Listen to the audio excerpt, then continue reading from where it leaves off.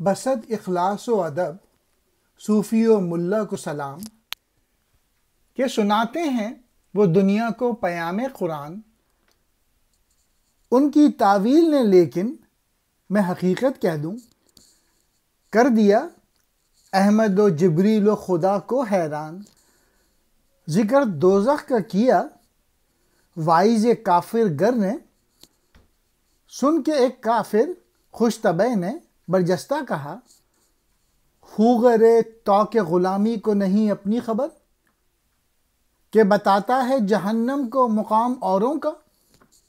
بات تھی تلخ مگر مظہر فہم و ادراک، پیر سے کہنے لگا ایک مرید بے باک، نامکمل اجل اس شخص کی جاں کو ہے محیط، بیچ کر کھائے جو اجداد کی قبروں کی خاک۔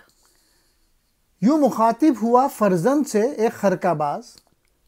بات ایک راز کی ہے یاد رکھ اے جانے پدر، بے تعلق نہ رہ اس دور کے نمرودوں سے، ان کے فیضان رفاقت سے برہمی کر۔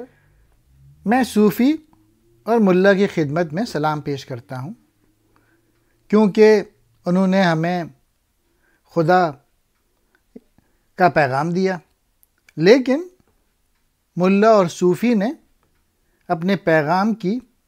جو دل پسند تعویلیں پیش کی ہیں، اس نے خدا اور جبرائیل علیہ السلام اور حضرت محمد مصطفیٰ صلی اللہ علیہ وآلہ وسلم کو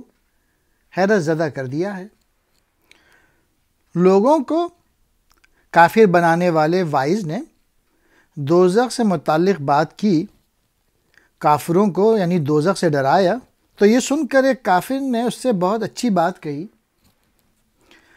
وہ غلام یعنی ملا اپنے احوال کو نہیں دیکھتا جس نے دوزخ کو دوسروں کا ٹھکانہ یا مقام کہا ہے۔ ایک مرید جو خود شناس اور پختہ کار تھا، یعنی ملائی اور پیری کی اندھی تقلید نہیں کرتا تھا، پیر سے ایک سخت چبھنے والی بات کہی، نامکمل جاں کو موت کے حوالے کرنا ہے، اس کے لیے جو کسی مزار کی مٹی سے روزی حاصل کرتا ہے۔ ایک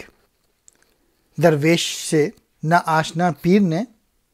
بیٹے کو کہا کہ تجھے اس باریک بات کو جان کر تعویذ بلا لینا چاہیے، اس عہد کے نمرودوں سے واقفیت رکھ، کیونکہ ان کے فیض کی برکت سے ابراہیمی کی جا سکتی ہے۔ فرزند کہتے ہیں بیٹے کو، خرقہ کہتے ہیں درویشانہ لباس، خرقہ باز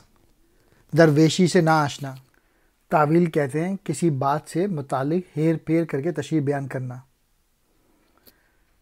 وائز کہتے ہیں واعظ یا نصیحت کرنے والا، حدیث خوشتر زیادہ اچھی بات، خود شناسہ اپنی ذات یا خود آگہی سے آگاہ، خود شناس اپنی قدر و قیمت، پختہ کار، زیرک، ہوشیار۔